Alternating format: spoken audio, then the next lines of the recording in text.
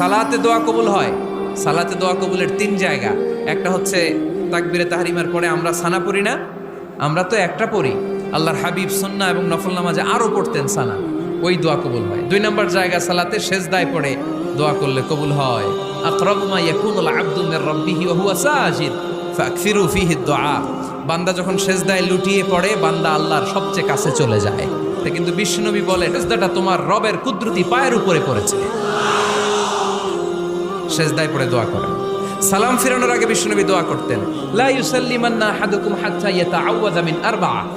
আল্লাহর হাবিব বললেন, 4 জিনিস থেকে পানাহ না আছে আমার কোন উম্মত যেন সালাম না ফিরায়। তারা যেন পড়ে, আল্লাহুম্মা ইন্নী আউযু বিকা মিন আযাবিল কবর, আউযু বিকা মিন আযাবি জাহান্নাম, আউযু বিকা মিন ফিতনাতিল মাহইয়া ওয়াল মামাত, আউযু বিকা মিন ফিতনাতিল মাসিহিদ দাজ্জাল।